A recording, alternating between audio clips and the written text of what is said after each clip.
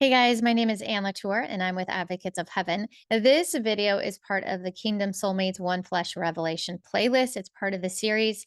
And since it's more of a foundational video, foundational piece for the rest of the videos, something that you can glean on or even come back to with deeper understanding, even any of the videos that I do at Advocates of Heaven, the teachings, is why I'm not numbering this with the rest of it, because this is more of a foundational teaching video. Hey, use it with your family and be like, hey, instead of going to church today, let's learn some truth about the Bible. However it is you want to use it. Some of you actually might already be familiar with this teaching because I have covered it in detail inside the Deliverance of the Soul course at some point in Advocates of Heaven, but I wanted to include it here so that you can connect the dots and then build on that foundation as we move forward with the series of videos about the One Flesh Revelation.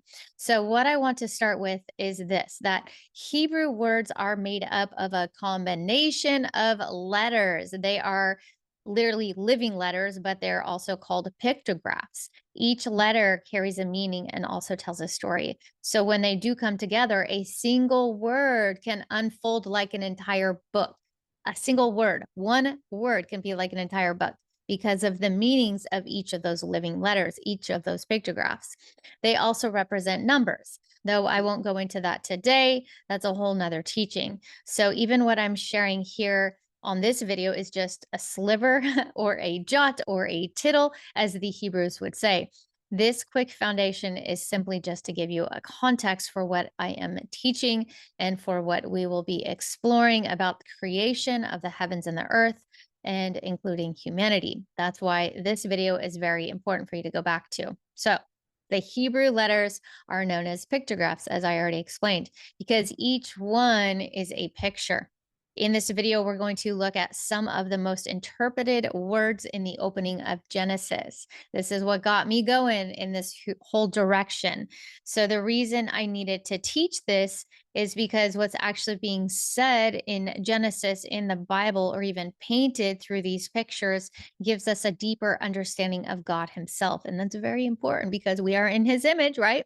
So who we are and what his creation has always meant to reflect, which is him in this earth. And I'm not seeing that. I'm not seeing it. Not in this earth. I'm not. So the enemy of the living God works through very, very subtle illusions. They become distractions, which then pulls us off just far enough off course to make us believe we're on course, but we just know in our heart something's not right, something's not adding up. So it's that kind of deception that makes us think we got it. Oh, I think I got it. When in reality, we're missing the entire wholeness of the truth.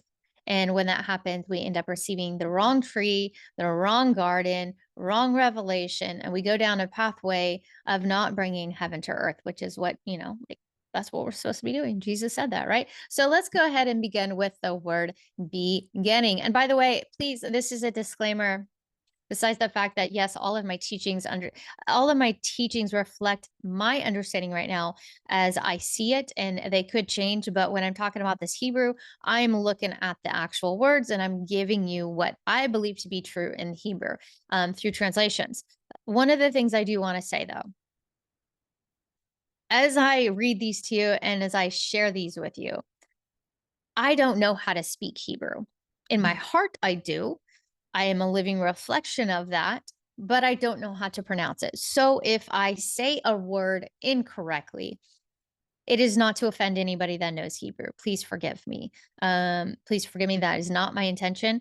And you are welcome to correct me. But I get it. I'm not Hebrew. I have not spoken the word, but I can read it, which I think is pretty decent because it is stories, and I think everybody can read it. Don't get caught up in the, well, we can't pronounce it thing. Okay. So I learned English, my first language. I learned some French. I've learned some Spanish. I'm trying to learn some Italian and different languages. But here's the thing, unless it's our like native language, it's going to be really hard to pronounce. So please give me some grace with that. Which is interesting, right? Because our first language before we even spoke was God's language. I'll just leave you with that. So anyways, let's go ahead and look at the first word, beginning. Bereshit. It is first introduced in Genesis 1 as the word Bereshit, meaning in the beginning. The root of this is at the head or start of, with Reshit being the beginning, the first and the chief. Bereshit starts with or has the letters reading right to left. Resh, we have the first one, which is a resh, meaning head, person, first, authority, and beginning. And I have these up on the screen for you so that you can see the actual pictographs, the pictures of them. Then we have the Aleph, meaning strength, ox, leader, God, divine, and oneness. Oh, Aleph, I love Aleph. Okay, so then we have Shin. We have teeth, consume, fire, sharpness, divine fire. Then we have Yod, which represents hand, work, deed, creation, divine spark. And then to end it, we have the Tav, which represents a mark, a sign, a covenant, cross, seal, and completion. Here's the thing with the Tav is you can see where we have the Tav, the ancient pictograph actually represented the cross. Thank you, Jesus. So, but if we look at the ancient Hebrew pictographs, though, I'm going to show you. Before the square script, we see Resh, meaning a head, first beginning, and you'll see these up on the screen right now. Then you have the Aleph, an ox, a strength, leader, God. Shin, representing teeth, meaning to consume, to destroy, fire, and sharpness. In fact, in the words for fire within the man and the woman, there is a shin. So yeah, shin represents fire, sharpness. Yod, which looks like a hand. Well, it's supposed to be basically the hand, flat, straight, representing deed, work, and divine spark. And then Tav, like I said, the cross or even a mark, which represents covenant, sign, and end. So if we put the pictures together, it reads, and this is pictographically, if that's even a word, the head beginning, God's strength, the fire consuming presence, and his hand work sealed in covenant. Or it could read as this, and this is the way I would say it: the beginning is God's strength, bringing forth creation by consuming fire, accomplished through his hand and sealed with his covenant sign. Beautiful. So something to notice here is that the B, which is the bet, is a house, a tent, or dwelling in it. So in the pictograph, bet is a floor plan. The bet is a floor plan of a house, a dwelling, a family inside. So when it is added to Rashit, it becomes inside the head. God established a dwelling. So inside the first, and when you look at Adam and Eve, that's what he was doing. He was establishing inside Adam, he was already establishing Eve there. So in some rabbinical teaches, they do say with the bet within the head, which is the resh, God consumed by fire through his hand in the covenant Tav. So, which would then tie into Genesis 1:1 beautifully. So I am going to add one more thing and consider it a freebie because Bereshit in the beginning connects to the phrase Alpha and Omega. It is too striking not to include this here. So I am. Alpha and Omega are the first and last letters of the Greek alphabet. And in Hebrew, the equivalent would be Aleph and Tav, the first and the last letters of the Hebrew alphabet. So when Jesus says, I am the Alpha and the Omega, to Hebrew hearers, it would sound like I am the Aleph and Tav, the first and the last, the beginning and the end. The word Bereshit contains an Aleph and a Tav, the beginning and the end with it. I mean, God is amazing. Everything is so beautiful because it reads in order Bet, Resh, Aleph, Shin, Yod, and Tav. So from the very first word of Genesis, the Aleph, Tav is embedded. And that makes the beginning itself carry the mark of the first and the last. And together, the Aleph and the Tav make the God of the covenant, the beginning and the end. I mean, you can't make this stuff up. God is amazing. And he's speaking through the living letters, his living letter. So it could read as God's dwelling is established in the beginning through the Aleph and the Tav. So the beginning reveals God, Aleph, through fire, Shin, accomplished by his hand, Yod, sealed with a covenant, Tav. Beautiful. So Genesis begins with the Aleph and the Tav inside the word beginning, and the revelation ends with Jesus declaring himself as the Aleph and Tav, the very one hidden from the start. When Jesus says in Revelation, I am the Alpha and the Omega, he is pointing back to the first word of the Bible, where he is concealed in the Aleph and Tav, the first covenant act of creation, sealed in himself, the first male, the first female in one flesh. The truth that he is the beginning, the Bereshit, and the end, Tav, in completion. So something real quick though, before I move on to the next word, is that the first covenant of creation was Adam and Eve's union, hidden within that very first word, Bereshit. There is covenant, which is Brit, and fire, the Ish. Those put together are the covenant fire, and that is where the one flesh union is. First, passion, spirit, and the divine presence of God with covenant, meaning bond, sealing, and preeminence. The first man and woman, Adam and Eve, were meant to manifest covenant fire. The same covenant embedded in creation, sealed by Aleph Tav. So when Jesus says he is the Aleph and Tav, he is claiming, I am the covenant at the beginning and I am the covenant at the end. Adam and Eve, the first man and woman in oneness, were the first covenant act of creation, which will be completed in oneness through Jesus as the last covenant act. It has not happened yet. And Adam and Eve were the very prototype. And that is why I'm sharing these videos. Kingdom Soulmates, the one flesh revelation, so we can truly see and understand what God had designed from the beginning. Hey guys, before I continue with the rest of these foundational Hebrew words and the pictographs, please take a moment and like the video if you have found this interesting or of any value, and then smash that like button as if you're taking the serpent's head off.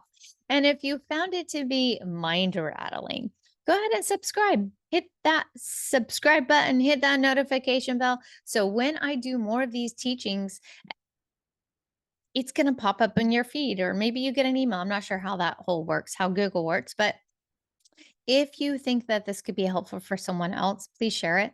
I would appreciate that. It does help the algorithms. And of course, sharing is caring, right? Oh, and comment below Aleph Tav if you believe that Jesus is the beginning and the end. And you could spell that. I'll put that on the screen somewhere around here. Aleph Tav. Now, getting back to the foundational words within Genesis 1. The next word we are going to look at is God, Elohim. Oh my gosh, we probably should have started with it. Okay, so here's the thing. In Hebrew, it is Elohim with the root Aleph and Lamad, which is El, God, Mighty One. The M, which is ending in Elohim, we have ending in the masculine plural, by the way. It's used in Hebrew as a majestic plural when referring to the one true God.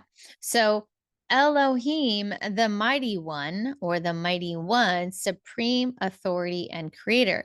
Let's look at Elohim letter by letter. First, we have the Aleph, meaning ox, strength, leader, first, which is also the symbol of God is strong. He is the first one in authority. Then we have the Lamed, meaning staff, goad, shepherd staff, symbol of guidance, authority, teaching, and shepherding. Then we have the hey, you guys, meaning window, breath, revelation. And we have the symbol of spirit, revelation, something revealed. Then we have the yod, meaning hand, arm, work, symbol of power and action, creation, the divine hand of God. Then we have the mem, and they call this the final form M. Meaning, I don't know why they say this, by the way, because there is an open mem. We'll talk about that in a bit. So we have the mem, meaning water, which, by the way, I don't agree with that.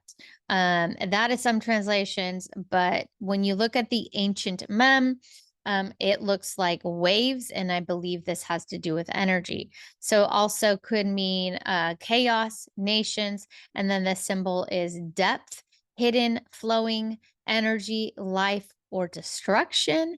And now there is something I do need to emphasize here is the English words translated mem to meaning waters, like I said, but it represents movement, a flow, and a force. So by limiting the meaning of waters, it can be a distraction, or actually by including the meaning of waters can be a distraction from the true meaning, because if you think it's waters, you're going to think of like water, but it really represents flowing, something flowing. So it could be waters flowing, it could be energy flowing. It depends on what that letter is with. So the ancient pictographs, as seen on the screen, we've got the ox head for Aleph, meaning strength and leader. We have the med, which is the shepherd staff. Hey, which is a man with arms raised. Behold, revelation and breath. Then we have yod, which is the arm, the hand, meaning work, deed, or even hand of power. And then we have the mem, which is the closed men, meaning waves of energy. And like I said, they say waters, but basically the movement of energy or chaos. So there we go. Putting together the Aleph and Lamed, it says strong shepherd, mighty leader. The Hay, revealing breath and spirit. The Yod is handwork, creative action. And the Mem is energy or even chaos subdued. It could mean energy subdued as well. So pictographically, it reads Elohim as the strong shepherd reveals himself by his hand, bringing orders out of the chaos. So before moving on to the next word, though, I do want to explain there is a difference between the closed mem and the open mem in Hebrew. The word Elohim has a closed mem. The open mem is the normal form used in the beginning or the middle of words. And the closed mem, which they call the final form, is used only at the end of words. So an open mem means that the subject is flowing, open, and movement. It's like an adjective. And the closed mem means something is shut, contained, or even hidden within depths. Interestingly, though, the mem in Elohim is closed, meaning the Aleph, Lamed, Hey, and Yod, as well as the mem, are all sealed within him. Now, here's the connection to Genesis 1 and 2. The Spirit of God moved upon the face of the waters. I do want to stress here something. Yeah, and yes, and I mean stress. Absolutely, I mean stress. The letter mem does not necessarily mean waters. In fact, since everything started and originated from God, the frequency of God, people talk about his breath and the vibration of him, waters makes no sense until after the fall. So I'm going to use the word energy when I'm talking about the mem. That would only make sense. Maybe after the fall, we've got energy moving to waters and our bodies are full of water, right? But before the fall, the mem makes more sense that it is energy, energy flowing. So Elohim contains the energy, the closed mem, but then creation begins when he releases the energy, the spark of light. I'm snapping my fingers like it's a spark, the spark of light, which is when he created Adam and Eve and he blew into Adam's nostrils. So that makes him before creation. And this is why CERN is mind boggled when it comes to finding the beginning, because God was before the beginning. They will only find that in him. And this comes to a deeper root because it proves that the containment of chaos was within his authority, which later we see he gave the authority to man in Genesis 1 and 28. We could read Elohim as Aleph, the strong one, Lamed, the shepherd, Hey, the breath, Yod, the hand, and Mem, contained energy. And a beautiful way to say it is the strong shepherd reveals himself by his hand, holding the energy in containment. And that would explain why Genesis opens with waters, energy already there. The energy was already there because they were hidden within him, the closed mem. Okay, now we can move forward and let's look at the foundational word to dissect within Genesis 1, created, bara. Bara is unique in scripture. It's created because it is only used of God, meaning only God is the one who created, who bara. There is no other humans or entities that are recorded in scripture as creating something out of nothing. Only the living God, Elohim, does that. So let's dig into Bara. Created, the letters consist of Bet, meaning house, tent, dwelling, inside, or family. Then we have Resh, meaning head, man, first, beginning, and authority. Then we have Aleph, ox, strength, leader, God, and power. And by the way, I'm kind of going through these quickly because there's a lot to teach in this video. And I know that we only have a short attention span as most humans these days. So I'm trying to go as quickly as possible. And you can hopefully I'll put the time stamps in here so you can just go to each letter or each word to grasp a deeper meaning when you need that. So let's go ahead and put all of the letters together for Bara. So we've got Bet and Resh, Bar, meaning sun. Oh, literally Bar. Sun is an Aramaic and Hebrew. Then we add the Aleph, meaning God, divine, and strength. So we have Bara can be seen as the son of God who creates, or the house son that reveals the strength of God. That's like us revealing the strength of God within us. He put that all within us. It could then carry the idea of creation and the agency of son as it was supposed to be through Adam, but then he disobeyed and the image of creation became fractured. So it is still through the word of which creation came to be, as referred to as John 1:3, starting with Adam as the first living soul. But Jesus, the Messiah, is the fulfillment of that fractured image. The ancient Hebrew pictographs, pre-Babylon script, shows, and I have that up on the screen, we have the Bet, picture of a tent or house. That's what Bet was, and a picture of a head, the profile, and a picture of an ox. So pictographically, you see a house, you see the head first, and then you see the ox god. So from the house comes the first strength of God. It's beautiful.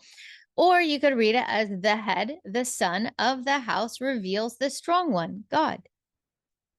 It's just amazing. So in Genesis 1 and 1, when it says in the beginning God created, the Hebrew pictographs are hinting creation flowed from the house, the son, who is the head revealing the strength of God. And I will be sharing more on that about the house and the sun later in this series. So let's go ahead and look at the next word, waters. Oh, yes, this is a good one. So you better have your attention span or be ready to come back and watch this again.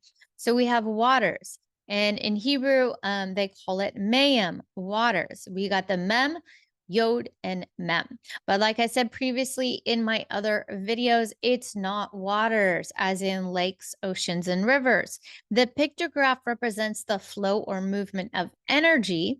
Mem would be considered as an adjective. That's what I would say. It's like descriptive. So when I talk about the word waters, but by the way, Hebrew doesn't say that. I say that. This is what I think. But let me just break down the foundational truth of the Mem.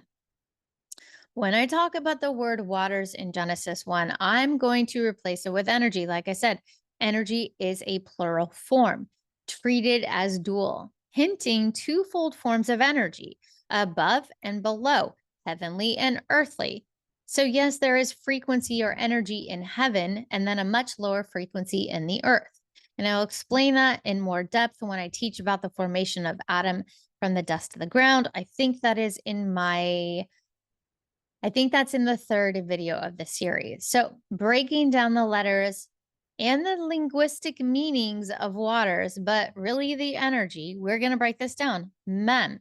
This is the open mem, meaning movement, energy, chaos, womb, or even source of life. And then we have the yod, meaning hand, work, seed, or spark of the divine. And then we have the closed mem. The final mem is what they call it, meaning contained, concealed, movement, energy, chaos, womb, or source of life. So we have an open mem and a closed mem with the hand of God, the spark of God in between, the seed in between. It would read linguistically, the hand seed of God inside the source of life concealed in mystery. Oh, that's got me. It also, like, I literally imagine a ball of energy with a seed inside of it. That is how I see God. Oh my gosh, it's just amazing. Okay, so it also implies a flowing seed with a hidden dimension, both revealed and concealed. Again, the waters in Genesis 1 doesn't necessarily mean waters as we've been taught, but it means the generative multitude of life, the first mem, the energy of which is moved and shaped by the divine spark, the hand, which is the yod, and then drawn into hidden mysterious realms, which is the final mem. So let's look at the mem as energy. The open mem, meaning energy in motion, flowing, generative, or revealed, and the closed mem, meaning energy contained, hidden, potential, or even mystery. And that's why in words like Mayim, waters, the flow of energy containing the divine spark. And then we also have shalom, which is peace, and not just peace, but wholeness. Balance of all forces. The closed mem at the end seals the energy in harmony. Do you see that? These are the words that I have up on the screen that the mem is involved in. And then we have, and by the way, but I'll teach on this a little later on, there is in the words river in scripture, the word river and the word watering the earth, the mem is not in the spelling of it. That's where I say the mem is actually energy. It is not actual waters. So let's go to the next word. We've got truth. Starts with Aleph, which is God, contains mem, which we have an open mem, the energy flow, and then ends with the top, Jesus, the completion. So truth is God's energy carried through to completion. That's beautiful. And even in the Proto-Hebrew pictograph of Mem, it was drawn like waves or ripples, as you see on the screen.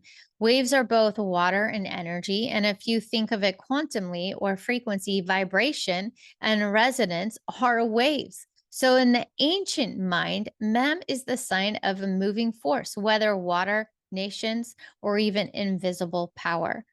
Okay, guys, we are going to go deep into the quantum levels, or better yet, the dimensions of how awesome our God is. Are you ready? Because in the beginning, the formless energy, Mem, was present. God's word, the vibration, the frequency of speech, organized that energy into recognizable creation. The spirit hovered over the waters, meaning that there was a divine vibration of energizing primordial energy of God himself. One expression of that energy taking visible form, meaning water, H2O. So then mem is not only water, but when it flows in the physical, it manifests as water. Think of God as the H. The hydrogen, which is the smallest and lightest and First element. Don't worry, I'm not making a point of the Big Bang Theory. That's not what I'm saying.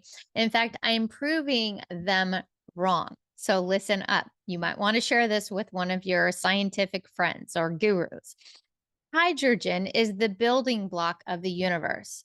Two hydrogens and one oxygen equals water. Interesting. So without hydrogen, there is no life, no stars, and no DNA. In Hebrew, the hey means breath, spirit, life force, the out breath of God. The letter itself, H. You guys, nobody can make this stuff up. How cool is God? He shows off even in science.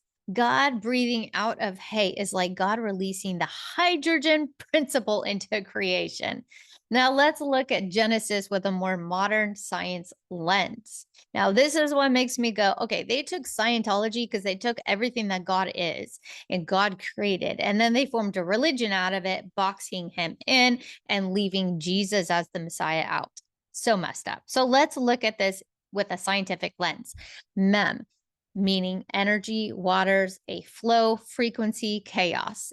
H, the hey, living divine breath. Sorry, I put that living in there. It actually means divine breath, but you don't have living without the breath. But anyways, the spark that makes matter take shape. And then we have the Aleph, source, oneness, the unseen infinite. We have the Shin, which is the fire, the transformative force, perhaps even a parallel to the oxygen. So you put it all together and we have God's breath, divine spark of transformation and moving upon a visible water. So Mem could represent the primordial energy with the hay, like the H, hydrogen principle being the divine breath, and then the oxygen, the fire being the Shin and the Aleph, which then joins the H2O, the waters. So creation begins with God's energy condensing into living substance. So let's look at something real quick when it comes to the man and the woman connection to the open and the closed mem. So the open mem means it flows, it reveals with expansive energy. And we can connect that to the man with that outward strength, the revealed form, the seed that flows. And the closed mem, concealed, enclosed, hidden, womb-like. And then we connect it to the woman, meaning hidden life, womb, concealed, and creative force. This connects to my second teaching in the Kingdom Soulmate series, the One Flesh Revelation, when I taught about the outer expression and the inner resemblance of the male and the female, because it is in the man who is formed first. He's revealed from the dust of the ground, and then the woman is taken out, concealed, revealed, right? So she's in him concealed until she's revealed by God himself. Together they are one mem, split into two forms. Do you guys get it? You have the closed, which is man before Adam naming the animals before he meets his wife, the closed mem, and then she's revealed, and now it is the open mem. Now, connecting this to Genesis 1 and 2, if Mayim, waters, means mem, yod, and mem, then the two mems can picture male and female with the yod in the middle, the divine seed or the spark that unites them. So even if waters could prophetically point to the union of man and woman with God's spark between them. God is amazing. The Hebrew letters are amazing. No wonder there was this huge Hebrew, let's go learn about Hebrew thing, because it's in our heart. It just gets pulled and distorted in different directions because man wants to teach us, right? But if we go, I'm not trying to teach you anything. I'm showing you something. I'm revealing something to you. You can go and learn this for yourself. I'm giving you the basis. You go learn on your own. Even just by seeing what I've done, you can be like, this is how I can interpret, this is how I can learn, and then let Holy Spirit show you more. So even waters could prophetically point to the union of the man and the woman with God's spark right there. Looking at it with the open mem, Adam, which is revealed, and the closed mem with Eve being hidden. And together with God spark the yod. It's just so, I love this stuff. Together, both of them, with the yod, they become the fullness of the Mayim, which is the life, the flow, and creation. We just see mayhem as crazy and chaos, but no, mayhem, it's a word. It's just interpreted differently. Could be life, flow, and creation. Okay, for the next word, we're going to look at the word said. Now, this is what got me on the path of digging more and more into scripture, because as soon as I saw this word and the meaning of this word, it blew my mind. The Hebrew word said is Amar. I probably need to roll my R's with that or something, but linguistically, he said Amar. It breaks down with the letters and the meanings here. On the screen, you're going to see the Aleph, Mem, and Resh, meaning he said.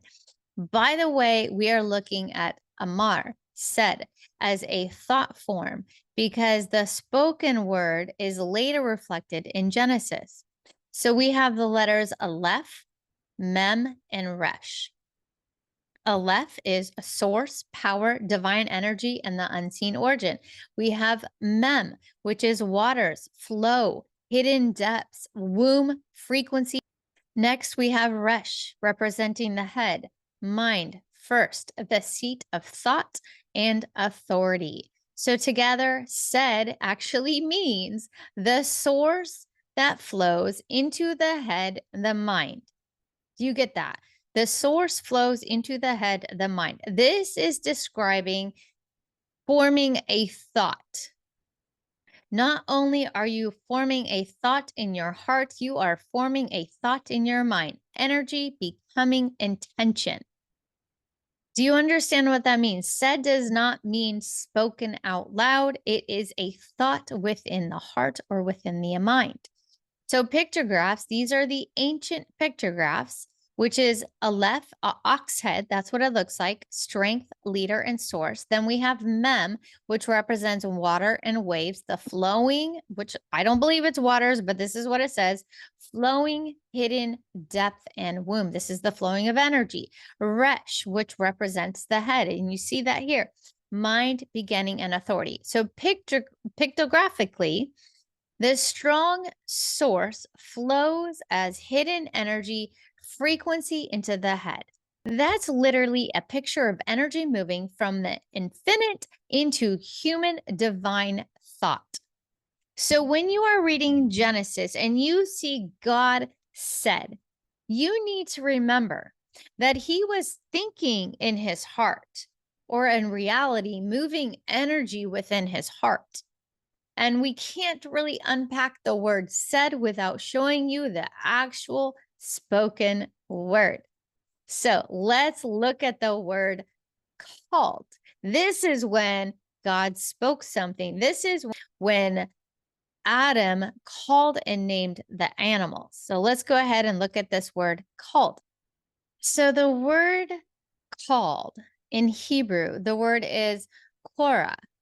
Called is made up of the Quf, the Resh, and the Aleph. So we have the Quf, the Resh, and the Aleph, meaning an outward vocalization, naming, calling aloud. So do you understand? This is the difference between said and called, where Amar, said, is an internal formulation of thought and meditation of the heart. So in Genesis 1, and God said, meaning he thought, he intended, his divine will was formed within his heart. And then God called, God released it into sound, manifestation into language form. Since God is pure energy, he is the Aleph, source, the Mem, the flow, the Resh, mind, and head. His thoughts themselves are creative acts. He doesn't need to speak aloud in a human sense. His intent already shaped and shapes reality itself. So when he calls, it's the outward meaning, the outward naming, the vibration of creation itself. So in Genesis 1, said the inner energetic intention, the thought in God's heart, and called the outward naming, the vibration, spoken resonance of creation. And the cool thing that is in Genesis 1, it shows creation as both quantum intention, the Amar, and the vibrational expression, the Qara, the called. And now for the step between God thinking about creation and God calling forth creation, he envisioned it. The Adamah said the thought intention, the inner word of his heart, God's energetic intention. And then he saw, this is the next step. The first he said it, he thought in his heart, his intention in his heart. And then he saw, meaning he envisioned. There was an observation that he saw within his heart. And then God beheld what was conceived in his heart, this act of vision, seeing into manifestation and then perceiving the outcome. And then the third step, we have called, the spoken, the naming, the outward vibration, the naming, the fixing, the things created into order. This is what even Kabbalah, this is what all the meditative gurus talk about. This is where they got it from. It's just been distorted. So there's this 3 steps when you manifest. There's the 3 steps, but of course you got to align that with Jesus as the door, and I'll go into that later. But let's go ahead and look at the word saw. So we have saw or vision, raha meaning saw, meaning vision or observation. We have the resh, that meaning the head, the mind, and seeing. And then we have the Aleph, the source, divine power, the oneness. We have the hey, the window, the breath, and the revelation. The head receives the source and reveals it outward, meaning the inner vision becoming visible, revelation through sight. This is why it's important for us to see what's in the unseen realm, for us to then manifest it and bring it forth. The pictograph is the head, the ox, the man with arms raised, to behold, to see. This goes to show how amazing our God is, how Genesis is truly inspired. It's an inspired word of God. So Genesis 1 repeats the creative sequence. God said, he thought, he intended, meaning inward flow. God saw, he envisioned, meaning perception, and formed the reality. And then God called. He named it, meaning outward vocalization, fixing identity in creation. Creation isn't random, you guys. It's a flow. It's a flow from thought into vision, into the spoken word, into manifestation. You guys, God is pure energy. And if we don't look at scripture with that foundation, we've missed 99.99% of it. Now let's look at the word for light, because I think we will find something very important in this word. The Hebrew word for light is or. This word is important because God is pure energy, frequency. So let's get into this a little deeper. The linguistic breakdown, the letters and the meanings are as follows. The Aleph, meaning ox, strength, leader, source, the one, the unseen source energy, the infinite, the unmanifest, the ox that empowers all. Then we have the Vav, meaning hook, nail, connection, joining. It's the conduit, the frequency line, the nail that conducts and secures the energy into form. Think of it as a wiring or channeling electricity, right? So let's just say it's a wire. Well, the electricity cannot move from point A to point B without that wire. There you go. That's the Vav. Resh, meaning head, first, beginning, authority. It's the receiver, it's the head, it's the consciousness, you guys, the vessel that becomes illuminated when energy then flows into it. So light, ora, is the source, the energy that flows through a channel into the head, consciousness. Light is God's energy becoming visible, becoming revealed, and then embodied. The pictographs in the ancient Hebrew form are of an ox head, which is power, origin, and authority. You have the tent peg, the connector, the channeling, the securing of that energy flow. And then you have the resh, the head, meaning the man, the beginning, and the consciousness. Adam was that beginning consciousness. Then we put it together and we have light is divine energy channeled into consciousness. Since God is pure energy, he is. The light is the first expression of that energy entering creation. And this is why we have let there be light. God is releasing his frequency into the cosmos so that then matter and time and consciousness could then take form. It's just amazing, you guys. How could you not be excited about this? So since we looked at the word light, we should now dig into the word darkness. Don't worry. If we have to go deep into the darkness, we have the true light that will guide us down that rabbit hill, or maybe it's a rabbit hole. The Hebrew word, I'm going to try to pronounce this, Shekoshika.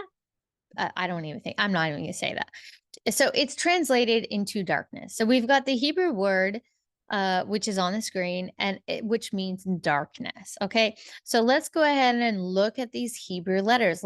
Let's go ahead and look at the story for darkness. It starts with chet, meaning fence, wall, boundary, separation, inner chamber, symbolically a barrier of containment or even energy hidden or enclosed. Then we have the shin, meaning teeth, to consume, fire, transformation. Symbolically, shin could represent fire energy, which would be destructive or could be a refining flame. Then we have the kaf. It's the final form of it, meaning the palm of the hand, cover, to subdue, or even potential held. Symbolically, the kaf is a container, something pressed down or held back. That's literally the pictographs of the word darkness. So linguistically, we have for darkness, energy enclosed, fire energy twisting within, contained and or covered. So darkness is the containment of suppression of God's pure energy. That's amazing. That's so amazing. That actually, I don't want to go too deep in this, but those that are enslaved, right? When they're contained and they're suppressed from speaking, they're suppressed from doing things, they're suppressed from knowing the truth. That is darkness. And it's God's pure energy that is enclosed in darkness. It's shut down, it's locked down. So it's not the energy itself that is the bad part of it. It's the containment of that energy that makes that darkness. This is amazing. So pictographically, the breakdown and the images are on the screen. We have the chet, which is fence, the wall, the boundary, the inner chamber. Then we have the shin, the teeth, the fire, the consuming, the pressing down of the energy fire. And then we have the kaf, which is the open palm, the covering, the container, and the potential held, right? Or potential that is held. So darkness is a walled off space where fire energy is held and pressed into containment. It's not merely the absence of light.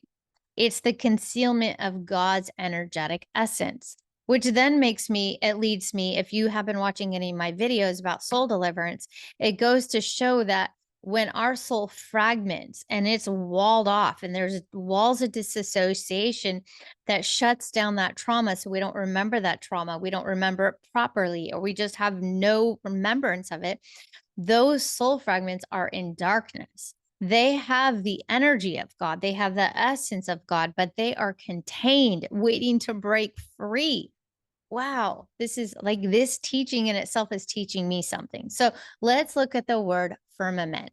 So Raqia is the actual Hebrew word. Firmament meaning translated to firmament, expanse, dome, vault of heaven. So the root is Raqqa, meaning to beat, to spread out, or even to hammer thin like metal into sheets. So the firmament is something spread out on a thin expanse.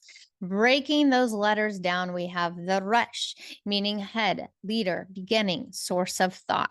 Then we have the Quf, the circle, the horizon, sun on the horizon, time, eternity, behind, or even hidden dimensions. Then we have the Yod, which represents the hand and energy and the divine spark, the outworking, the smallest point of existence. And then we have the Ayin, which is the eye, to see, to perceive, for perception, spiritual insight, or even awareness. Now, going all the way back to the ancient Hebrew pictographs, Raqia is depicted as Resh being the head of a man, the chief beginning source. Then we have the Quf, which is the sun or the horizon, or even the back of the head.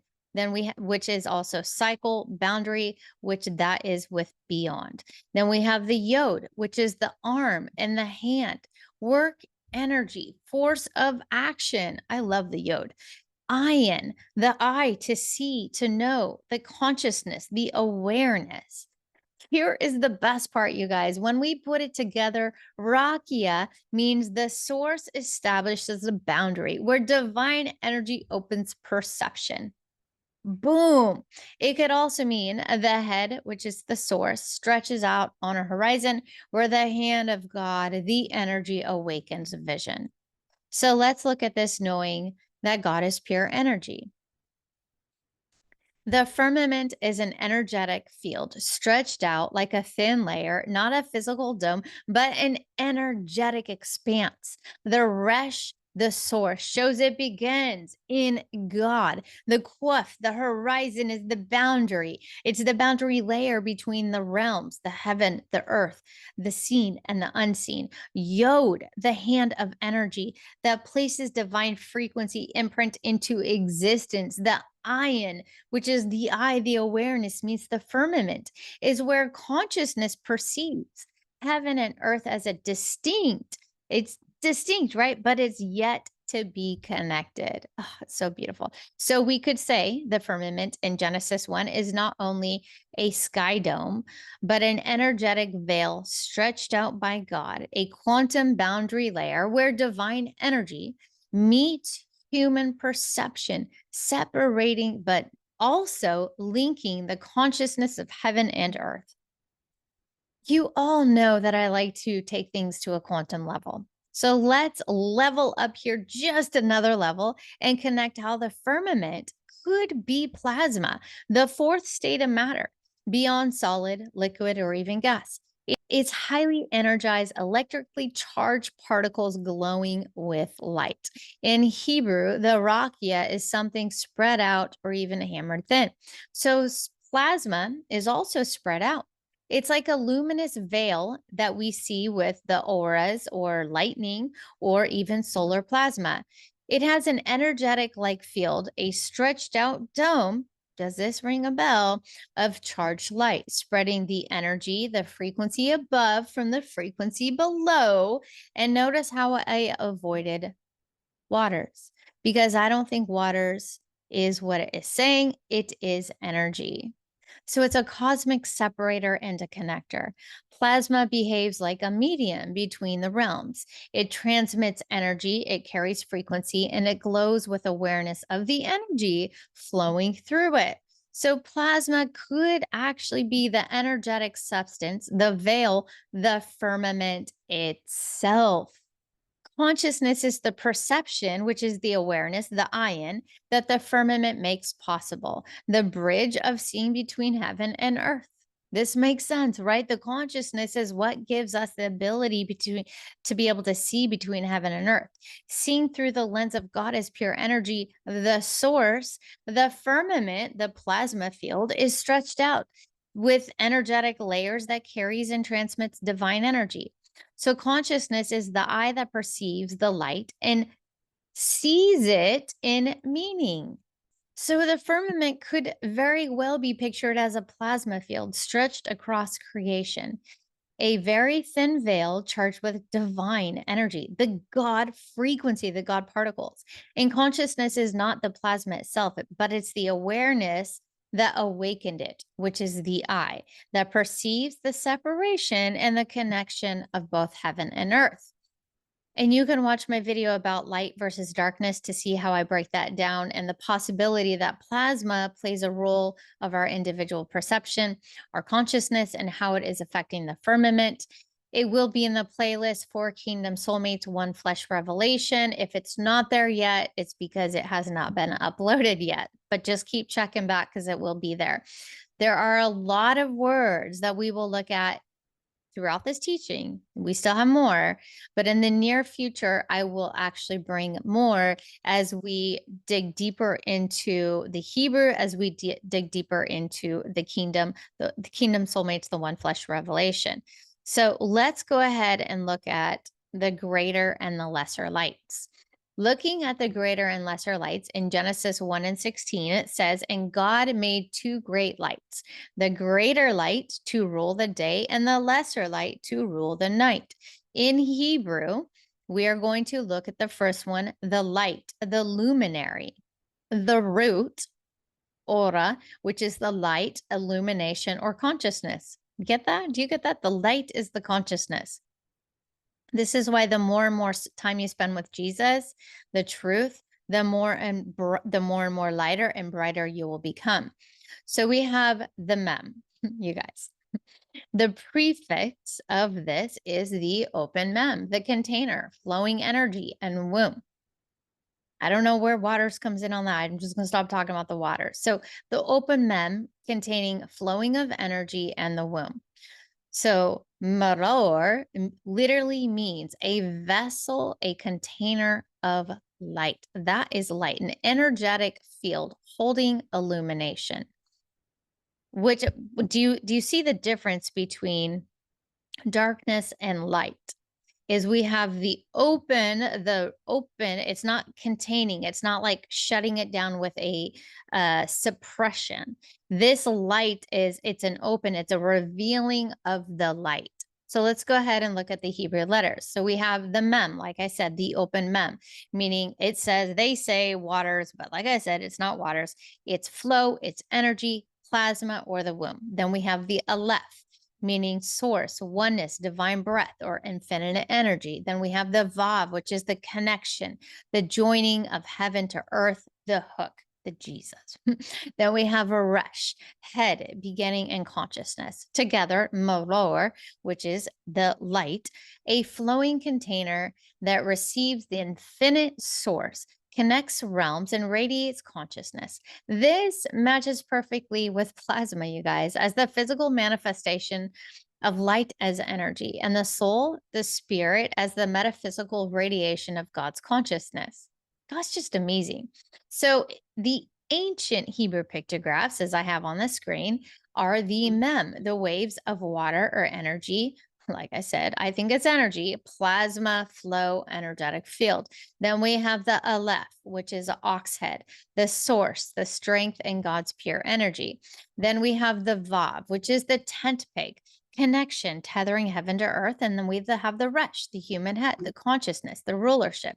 So pictographically, it reads waves of energy from the source, tether to the head, forming a radiant field of consciousness. It's just beautiful. God's amazing. So let's go ahead and look at the Hebrew word for great or greater. We have the great or greater, and the root to this word is to become, large, grow, or magnify. Now let's go ahead and look at each of the Hebrew letters. We've got Gimel, which represents a movement, camel, lifting up, or even carrying. Now we have the Dalet, which is the door, the entryway, the transition, the gateway. And Lamed, which is the staff, authority, teaching, and direction. Together, the words say to lift up through a doorway into authority. That is the greater light, you guys. So the greater light, the magnified container of light that carries authority to open the day. This reflects the masculine energy, the expansive outward ruling the solar, right? So pictographs in the ancient Hebrew, you have the gimel being the camel lifting, carrying a movement, the dalet the door, the portal, the transition, the gateway. Then the lamed, which is the staff, the authority, and the guidance. Pictographically, we read in the ancient Hebrew, it would be lifted through the door into rulership. This is Adam and Eve, you guys. And I'm going to be going deeper into that soon, but that is what they were meant to literally, with creation, become. So the greater light, the portal of authority, that is what the greater light is. So now let's look at the smaller, the lesser light. In Hebrew, the root for it is small, humble, and diminished. We have the Hebrew letters and the meanings, which is the quf, the horizon, sun rising, cycles of time, and hidden dimensions. Then we have the tet, which is the container, the womb, and something hidden within. Then we have the nun, which is the seed, the life, the continuation, and the offspring. Together, they form a hidden cycle contained as a seed of light. That is a lesser light.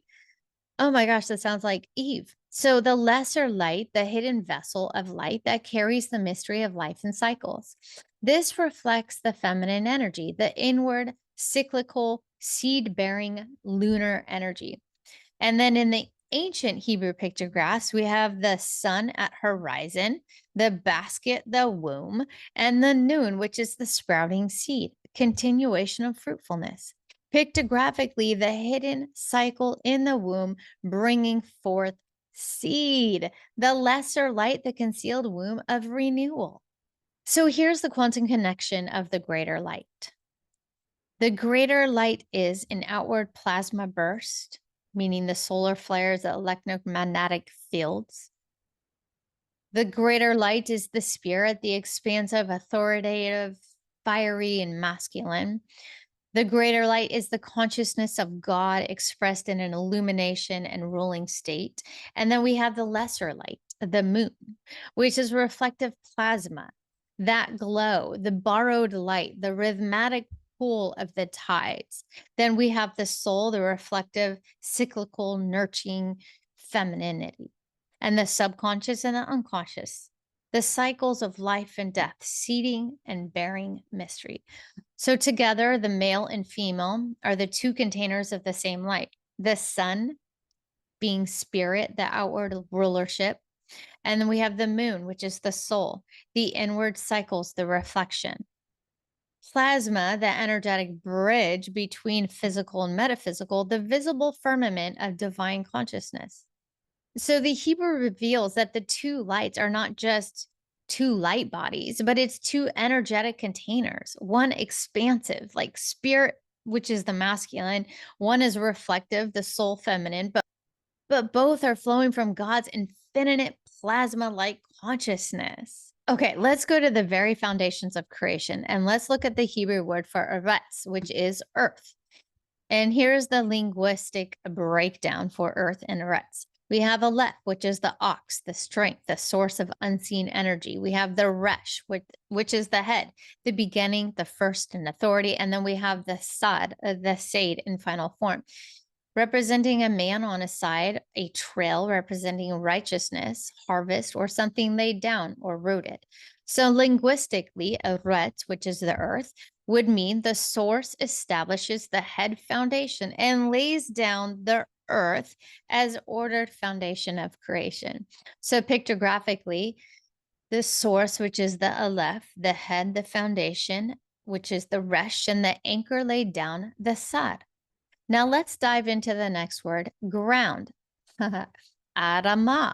And yes, this is Adamah, as in Adam, the first man, humanity. So we have Adamah, which is linguistically, let's go ahead and break down the Hebrew letters and meanings. The Aleph, the ox, the strength, the source, the oneness, which represents God as the unseen, infinite energy source of life. Then we have the Dalet, the door, the pathway, the gateway, the transition, the movement from one realm to another. The doorway is literally the doorway through which energy flows into form. Then we have the mem, and this is an open mem. Water. I don't know why I keep saying that. I just got to take that out of my definitions of this, but I'm telling you because this is what research shows me the mem meaning water or flowing, chaos, or even frequency, which is what I believe. So by the way, mem can represent both physical waters and energetic currents.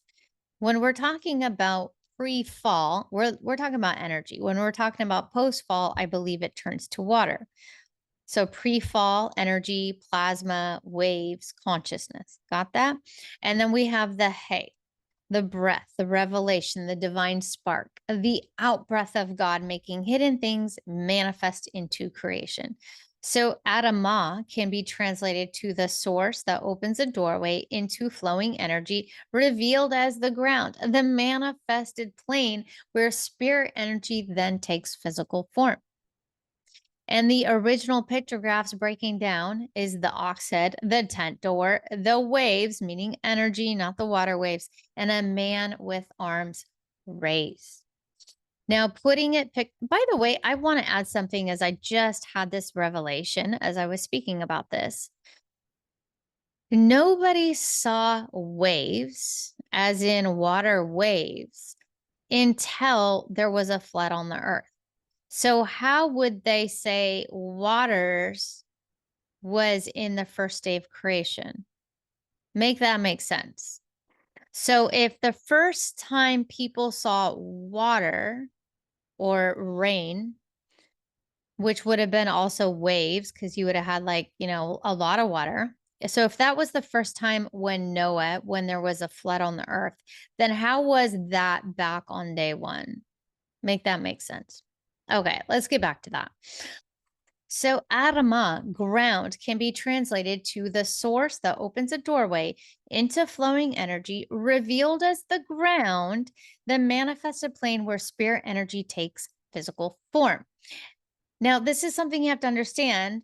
And if you watch my other videos in this series, you're going to see that the first man, the prototype for man and woman, was formed out of the dust of the ground. These are subatomic particles. This is the energy, and that energy is the gateway. Do you get that? It's the gateway, it's the door. So this is why we have to look at God. We have to look at creation in a metaphysical form in order for us to understand the later form. And now if we look at it with a lens that God is pure energy, which he is, amazing energy, by the way, in frequency, it would read as Aleph being the source, God's infinite, unseen quantum field, the boundary of portal between spirit and matter, the mem, the plasma-like frequency fields of Genesis 1, and the hey, the breath that collapses of potential into manifestation, the energy revealed as material ground. So the ground, Adamah, is not just dirt. It's the energetic matrix where God's infinite energy flows through a doorway into wave forms and becomes revealed. It's the revealed substance, the hay, which then explains why Adam, the word, and the formation of Adam comes from Adamah, the ground, the subatomic particles. Humanity is literally drawn from the energetic soil, a being formed from energy wave, substance, then given breath. Because there's a difference between God forming the animals from the earth and God forming Adam from the earth, because he breathed life into them. And this is why God said, from the dust you came and the dust you shall return. If Adamah, ground, is the energetic field where God's energy flows into manifestation. And then the earth, the macro structure of creation, the ordered system, that platform that sustains the life. So Adamah, which is the micro, the soil, the ground where seed sprouts, the energy revealed into local, tangible form. That means then Eretz, the macro, which is the earth, is the established order, the foundation of the world itself. Adamah in Eretz, Adamah, energetic ground, which is personal, local, and connected to Adam. Humanity formed from it. Then you have the Eretz, the cosmic earth, the land, the universal globe, the structured order God set into place. So in Genesis 1 at Eretz, the earth is created first, the whole system structure. And by the way, there's a difference between the earth and the world. So there is a creation of the earth and the creation of the world, and the world would have been at the fall. But let's get back to this. So in Genesis 1, Adamah, the ground, comes into focus later, where man is then formed, plants are grown, and local manifestation occurs from the ground. And an analogy for the earth, think of Eretz as an operating system. Adamah is the application, God's infinite energy. The Aleph then establishes the earth's foundation, the Ref, sod, and then from that platform, his energy is flowing into specific ground. The Aleph, the Dalet, the Mem, and the Hey, where then Adam and the rest of humanity, life is all revealed. Okay, the next word we are going to, and I believe this is going to be the final word, and then I'll make more videos with other words. But the next word we're going to look at is dust, of which Adam was formed. And the Lord God formed man from the dust of the ground and breathed into his nostrils the breath of life. And then man became a living soul. Genesis 2 and 7.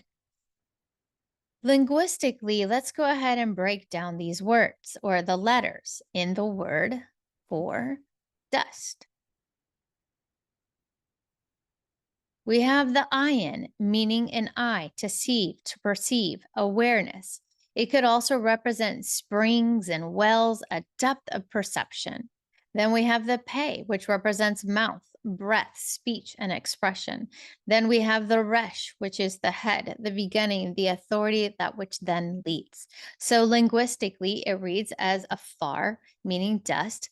That which is seen is expressed as the head foundation. So it suggests that dust is the visible manifestation of unseen energy. It's matter in its smallest, most basic form. This is the subatomic particles. This is the quarks and the gluons that CERN talks about. And now if we read and look at the word dust with a quantum angle, the quantum lens, which then has dust afar representing, let's look at this, the perceived particles of divine energy expressed or breathed out from God to the form, the foundation, the head of the material world. Now that makes more sense.